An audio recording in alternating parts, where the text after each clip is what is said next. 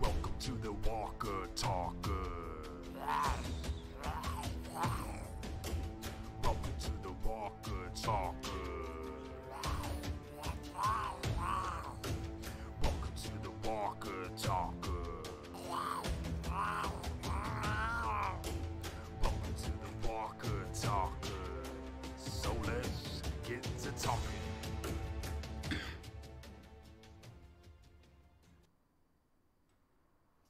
Welcome to the Walker Talkers, indeed.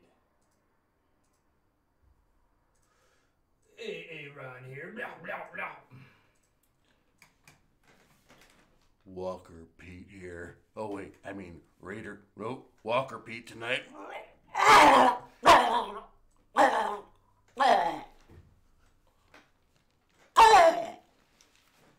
All right, I'm good now. And welcome back to the Walker Talkers. Pete, I think we have a little video to start off the show tonight. Shall we show it to the lovely fans out there? That's a yes. All right. Well, let's go ahead and fling that up on the screen for you and get this show started. Indeed.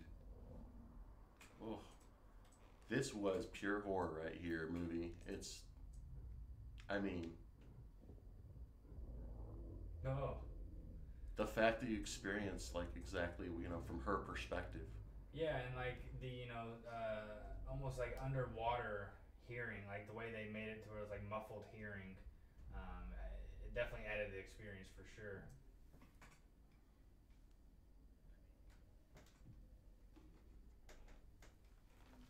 Oh no. Well,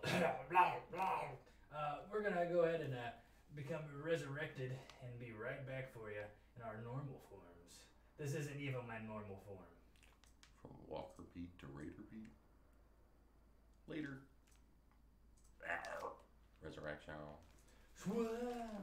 What's going on, guys? Hey, Ron here. Raider Pete, nice to see you.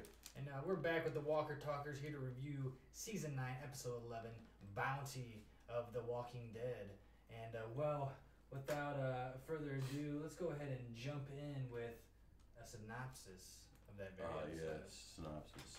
Well, Alpha signals for reinforcements. She does her little wave thing after Daryl's answer. And standing by Daryl is Tara, now a leader character, as well as with Magna, Kelly, Yumiko, Snoozer. Well, sorry, I didn't want to interrupt. But a flashback of Jerry revealing he's going to be a dad to Ezekiel Carol, and also in the flashback during their midpoint exchange with Jesus. We get a little bit of a hint into the last 6 years because Tara says in that flashback that she ganked extra supplies against Michonne's wishes and is permanently now a hilltopper. She's just totally left Alexandria for a good reason, according to her, but we don't really find out exactly what that's about just yet, but a little tidbit. Anywho, Alpha does her conflict speech and the whole trade option, Alden and Luke for Lydia. Lydia is hid by Henry, found by Enid. Eventually, Lydia's returned and welcomed back with a bitch slap to the face by Alpha. She didn't like the makeup, I don't think. And she also didn't like that she said, "Thanks, Mom. If you call me Alpha." You're supposed to look like you got shit. Got it. You're supposed to look like you have shit in your face, not like you got. Yeah, and your eyes. Shoot your face and your mouth and your eyes. Yeah, so Ezekiel and company, they go on a side mission for a movie projector bulb. And that's and it's inside of a semi-infested Walker theater. A new soundtrack was put into play in this episode right at this point to prep for the Walker slaying. Fun kills were had, and in a unique setting because it was much needed, something cool like that, like in a cinema. Yeah, not only, did we get some OG characters by our standards, right? At least based on this season. We got to see them all kind of having fun together and killing some walkers totally badass. It was a great scene. Yeah, some groovy music too. And we had the popcorn machine walker where like the scalp came off and or whatever, the eyes started bleeding out. I mean, there was all kinds of cool stuff that happened in that. But and so we got to also see Jerry with a sword instead of an axe. Yes. That was a big difference. And he was doing just chopping heads in half. And so we, there was the Connie saving a Whisperer baby into the cornfield we saw in the clip we showed you. Right. Super cool call on whether it's Kang's part or not on whoever decided to add that experience as Connie. The whole like faded just sort of vibrations and things that she's hearing. And not only the fact that the whole scene with Connie, in fact, getting the baby, but the whole scene of showing how they still the Whisperers still have babies, they have children. And as Alpha put it, that's natural selection. Wild animals. We're wild They're animals. and they wild have animals babies. do, yeah. And if the baby starts crying and gets a bunch of the real walkers to come over and gobble it up, well, if you want to live, you got to give it up to the walkers. Because, again, it's natural selection, according to her. So she looked back, she's like... On this show, they give baby to walkers, zombies. But on other shows, they give them to white walkers. White walkers. Interesting. One more month, right? Yeah, about so. So super cool. That was really neat. But it was really creepy. The whole Connie in the cornfield. But the episode ends with the babies being rocked in various babies, because they're kind of showing this next generation. Jerry's got 3 kids, and one of them's a little baby, and different people as well is kind of showing how Earl and Tammy now had that Whisperer baby, and all that. So they were showing this this is now the future, blah blah blah.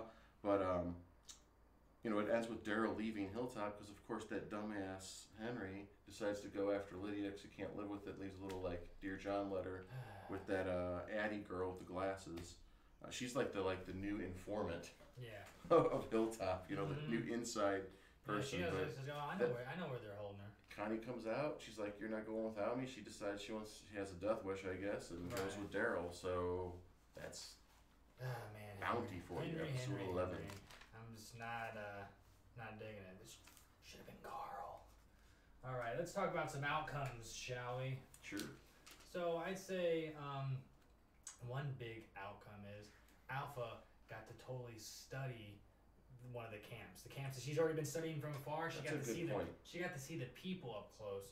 She got to study them. She got to see how Daryl responded to her, which I noticed she made faces everyone. And how the others responded once the prisoners were released. And you notice how she kind of let things happen because she wanted to see how they responded to it. When Connie grabbed the baby, she's like, "No, see what she does." Well, now she knows which people really love which people, so those heads would look good on pikes for the other one to see, They're underestimating the Whisperers, I'll put it that way. Or underestimating Alpha. Alpha more than anything. Alpha. She's Alpha, so yes. That's definitely one outcome I would say that maybe you guys didn't quite think about. Yeah. They're bringing in top-notch actors and actresses this season. Let's hope it helps out because the show is missing a lot. Outcomes to me, I'm thinking Kingdom gains a projector bulb. Yeah, hey, it's gonna be, and just like Ezekiel said. And we're reassured that Henry's a dumbass. Yeah, right. Children can get to see movies again that they haven't. Some of these children have never seen a movie. Yeah. So speaking of Henry, we can talk about characters and start off with him. Well, before we get to the characters, let's bring the fans in with a little character discussion. Sure. And with a fan's choice number 1, and tonight's being very character based on some particular characters. Hey Roberts, how you doing? Some particular characters that we have in mind. 10, in fact, from not only this episode but this season, of course. And they are Pete. Our name these characters off real quick. Sure, we have Tammy, Grace Under Fire. That's the Grace Butler. Okay, sorry. Tammy, Henry, Daryl, Carol, Ezekiel, Luke, Connie. Now she's in trouble, maybe. Tara, Enid, and, our boy Alden. Which Luke and Alden never saved this. These are all featured people from Bounty, the episode 11. So we want to ask you guys, out of these 10 people, if it came to it and they're all in this horrible situation and only one survived, who would you, or let's put it this way, you were with all of them and you got to survive but only with one person, who would that be? It's an interesting question. I mean, really, that it would. Are you asking, you can only pick one, but the others all have to die? They pretty much all perish, and out of those, who do you think would survive out of and you could say it depends on the situation, But ultimately, if everybody was gonna die, who would you want to survive with? Okay. So who would you want to survive with, knowing that the others will perish for sure? That's a Right. tough one. But at this point, with no Carl, no Rick, no Maggie, Michonne going out the door, and pretty much half of the characters that have lines right now might have heads on pikes by season 10 at least. Um, it's kind of almost like only two or three of those people that I really like. I mean, we did name a big chunk of people, and honestly, if you do think about it, like Pete said, there's only a few, like, real key players in that. Well, Daryl being one of them, I would say. Daryl and Carol are OGs, and They're OGs. Michonne's from season like 3 or whatever, right? You know, so yeah, so Daryl and Carol, they survived this long. Mm-hmm. They're they're OGs, and Daryl more so than anybody he's all about surviving, right? So we might have to bring in somebody to help us out here, but perhaps you guys have a different, somebody else in mind. Perhaps you guys don't think one of the OGs will be the top player to survive with. Maybe one of these other newer characters has something to offer to bring to the table. What do you little itty bitties think? Well, I mean, let's see here. Rick here doesn't really care. He's off in England right now having high tea. Over here we have Walker with a screwdriver in the eye socket. Very heartwarming, itty bitty from Hallmark. But Right. I'm guessing maybe Michonne. No. Daryl, do you have the answer for us? Daryl might have the answer. Michonne or Daryl? Well, I'm gonna say before you read that answer, this is who I think would be the best to survive with. Yes. You ready for this? Now I am. I'm trying to Now center you are? it. Are you trying to center it? Is that what's going on? Oh, okay, nice. What's sorry, happening? I don't know. Walker some, cover. some yellow Walker cover. waffles Oh, on. sorry. Yeah, turn that shit off before I get flagged or something. Anyway, you know what? Forget it. What did the fans say? It says specifically Daryl, and it says why? Dog. That's why. Right. Because, well, I mean, come on. You can argue anybody any day, but Daryl's going to survive. He's always going to survive. But unfortunately, this is where I was going to get to. I don't know if I'd want to survive with Daryl. He's boring. Yeah, but if it's about survival, I get it. Right. But, I would pick, I guess it's about ratings, too. they're really, Everybody loves I Daryl. think I'd pick Daryl too, just because on that specific list there wasn't like a Rosita or something that you'd be like, I could probably deal with that. Mm-hmm. She knows how to survive, fight, and, well, a few other things, eh? Michonne would be cool, of course. Yes, she and She so wasn't would on Carol. that list, though, either. Oh, No, she Carol wasn't. was, though. Yeah, Carol Carol's was. on the list. Michonne wasn't though, but yeah, Carol, she would be nice as well. But yeah, hey, got the slides up now, guys, and while the slides are rolling through, some exclusive pictures, and not exclusive, some pictures I pulled from the show while we discuss some characters in particular. Yeah, I'll get a little some of this ketchup here. Oh. Yeah. Well, Henry, all I have to say about him, and you can elaborate if you want, but after Lydia was traded back, he tells Daryl, you should know best what kind of people Lydia is now sent back to, referring to Daryl's scar. Mm-hmm. So it's like, for sure him and Michonne must have been like captured or something happened. Something. I really hope we find out. Yeah. Because honestly, Michonne. So that's the only interesting thing about Henry is just that little reveal for the audience, for us fans. Pretty much. Yeah. Yeah, and real quick on Michonne, she wasn't in this episode. Michonne-less again. Right. Yeah. That's so correct. what the heck? That's And correct. she's going soon. So. And in season 10, she's got a very, very limited role. So we're talking, 2 episodes, maybe a flashback episode, and that's it. Peace out. All right, guys. Let's roll through this, right? Okay, so Daryl, from his last conversation with Henry, we learned whatever went down scar-wise, it did happen in Alexandria. Yes. In that same conversation, we find out, whatever went down, whatever he survived, whatever he, rescued people from, it happened happened down there. So Lydia looks to be following her comic arc so far. Really nothing else to say past that. Besides the fact that Carl should be Hitting that. doing what Henry's doing. Right, Henry's It would be more impactful if Carl was doing it. But you got Henry, this kid who. I wonder if they're gonna have Henry actually like camp out and live with them for a few days, like Carl did in the comic. Like experienced how they cook and eat and maybe we'll have to see the preview. Dynamic of who stays in the middle of the pack versus. Right. In the I'm sure he'll do everything Carl was supposed to do.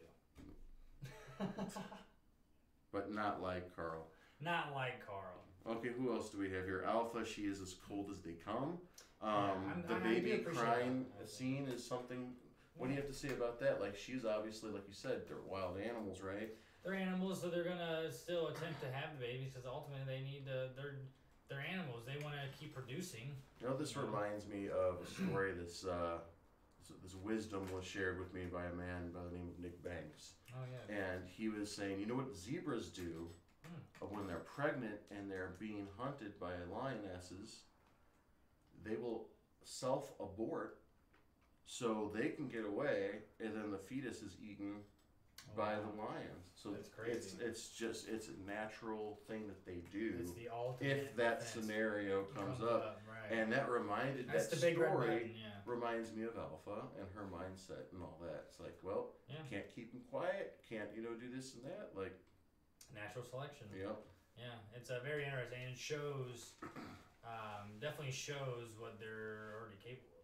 Let's see, Tara kind of drowned out by Daryl's actions, actually, so she's kind of insignificant. Yeah, Tara, Enid was the right one to talk to Henry, I guess, in the trading, but she wasn't really impactful.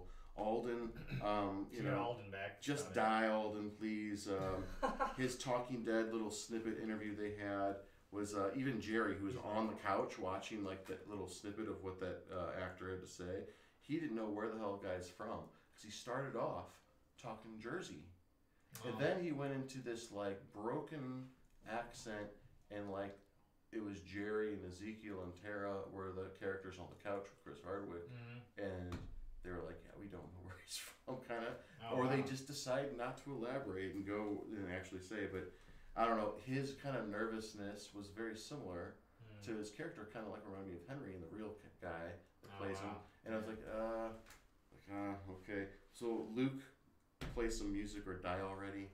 Yumiko and Magna stayed idle in this episode, but they do have skills that are needed. So that's like 1+ there. Right. They actually have some fighting skills. And then I said that Addie girl with the glasses, she's kind of like the new informant, the A1 informant of the Hilltop.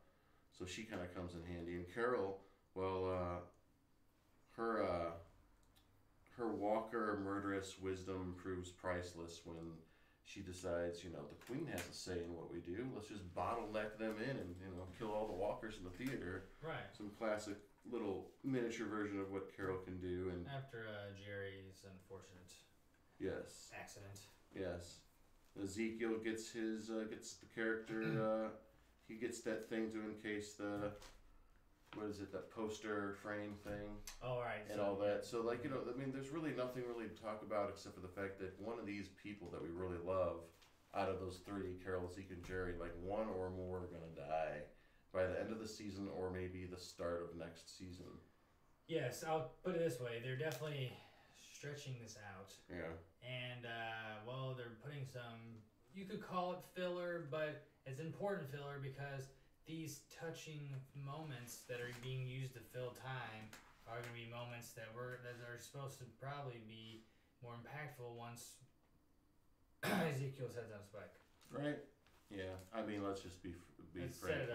Like they do switch deaths in this show. They do. But I don't know. You kind of feel it coming. You kind of feel like a Rosita and an Ezekiel and a Tammy and a whatnot. They're trying to get people to even like Tammy now more and characters like that because it's just be more dramatic when there's like 10 pikes. Right. They're building that up because that's kind of why tonight's Fans' Choice had to do with 10 characters. Yes. Why not? Why not? Daryl surviving no matter what, and Carol because they're contracts. Big ones, humongous ones like it's like a no trade clause in that thing almost. Oh, I yeah. think they're like athletes. Like, yeah, they're there for a long haul, so you can guarantee they're gonna be alive Oh yeah. for whatever X amount of seasons are to go. I'm thinking it kind of dies out after 10. That's what I'm thinking, Unless too. the Rick movies come out at the same time as 11, and it just keeps the fandom like going lateral movements just to watch all of it. They might even do that on purpose, just Mesh it. see how 10 does and be like, okay, 10's like failing. They're like, okay, halfway through the season, release the movies. Yeah. Open the gates. Well, we'll definitely appreciate those movies when they come out. But what do we appreciate about this episode, Pete? Well, Carol's choke point in the theater was kind of cool. She was like, instant. Pardon me, I'm all clogged up tonight. She went into instant military mode. Yes. And like Walker killing mode and old school Carol like Terminus style mode, and she was like, we'll bottleneck them in, we'll make a choke point, it'll work out fine. We each can kill 5 each, and that should be about all of them. Like, she even did the math in her head. But right. Another thing is Connie and the baby in the cornfield. That was great direction. The set was awesome. The sound was awesome. It hit every point on that horror aspect. So that's not. And then finally, Daryl's line. It went something like this: "Look, the world is just shit sometimes, and you gotta live with it." Oh man, you're trying so hard to be Rick, Daryl, and it's pretty much totally. It's totally just what Daryl can say. It's like Rick's like long monologues, but condensed into Daryl vocab. All that was needed right when he finished that line was maybe just a little growl or a bark in the distance from dog. Yeah, right. Bark. Like, he agrees. Yeah, you know? yeah. Bark. Okay, thanks. That's what I appreciate. At least those are the. Okay. I think. Yeah. Well, I appreciated, for one, I appreciated the scene where the music was playing while they slayed the theater walkers. Groovy tunes. Groovy tunes. They set them up for not only gunshots but head chops, and it was fun. It was good. It was good to see them having a good time killing walkers. Because at this point, what else do they got to do but kill walkers and bang? But they don't show the bang on an AMC, so what else do they got to do but kill walkers? And now they can watch movies because Ezekiel got the bulb. Another thing I appreciate, of course, is. Well, maybe not, of course. Maybe you didn't realize this, but I actually appreciate Alpha because it's a very interesting character. This episode, I was a little doubtful before this episode coming in after the kind of little introductory story, the origin story of Alpha. It wasn't that great, but that's just the writers being lame. Here, though, this is the actor, and you get to see her in full force here. Yeah. And it's great how you get to see, like I said, how she's kind of feeling out Hilltop. She's Much better episode. The other one felt like a filler almost. It was, yeah, like a rushed filler. That story could have been explained more. So yes, they are stretching it out, but if they are going to stretch it out, they might as well do it with some good acting and show me what Alpha is really capable of. And those, and besides the cornfield scene, that was great too. That's what I appreciated about this episode. Definitely better than the episode 10, that's for sure. So, yeah. Let's go ahead and, well, guys, let's go ahead and show you a preview for next week's episode, and then we'll go ahead and get some predictions going, and send you guys on the way to catch tonight's episode 12, which is, what is the title again? Guardians. Yes. So, let's go ahead and preview that right now. AKA Watch Henry Get Captured. Not playing right now. Whoops, sorry. Yeah. Right now. I lied to get him, trust me. Technology. Alright. So this is definitely Henry in the camp here. He goes, we get to see Beta. You need to be ready, he says as he slips some faces on people. Yeah, Ryan Hurst plays Kane. Beta. Yeah, sorry. Beta, right. Kane, as in you folks that weren't big wrestling fans like I was in the 90s, but Kane of WWF / Oh, damn. I WWE threw out fame. preview and predictions at the same damn time. Look at that. Whoops.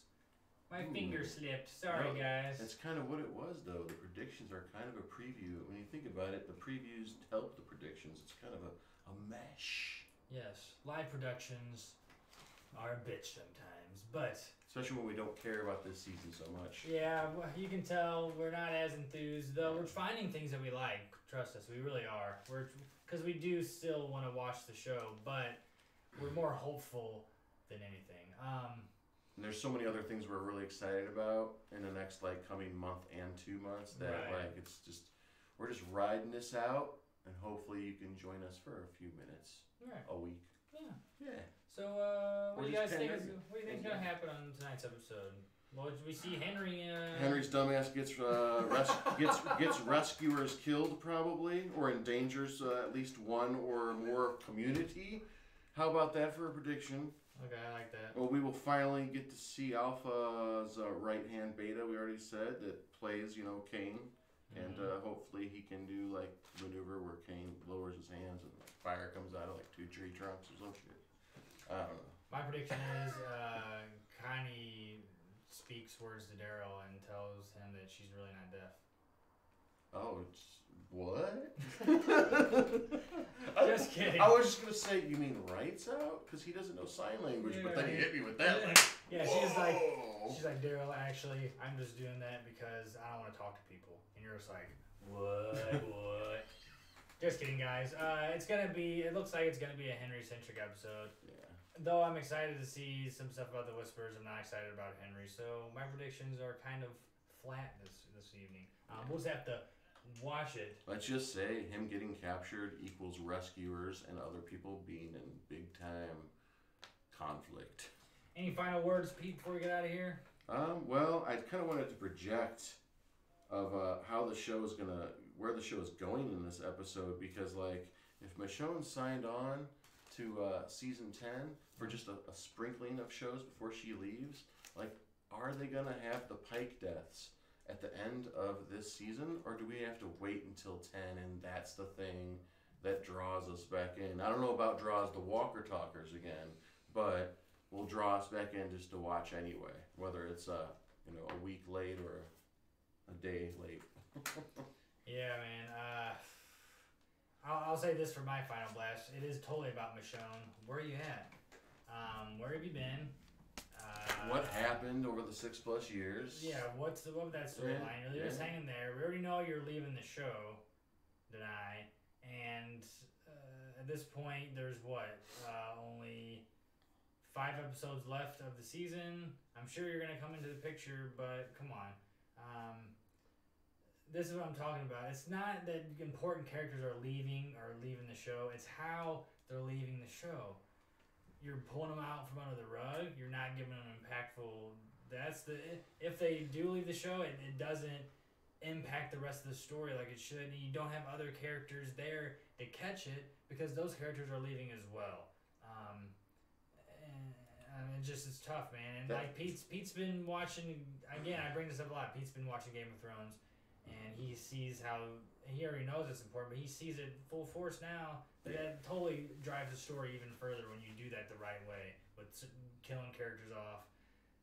We're not freaking. We don't want to see people get murdered, but we want to see a good story, and it's more impactful when people have the right revenge behind it. Yeah. The right stuff. We don't like to see meaningless deaths. Like what? No. Like someone that's how they died. Like they were so important. But that's why Glenn, for instance, lived through so many close calls, and then when he finally did, it was like really hard. And it was real impactful. It was so impactful that it was cohesive with the comic. Right. It doesn't have to be spot on, but I loved how they just sort of kept them meshed together at least to that point, where main characters were perishing the way they should, or sharing each other's ways of dying.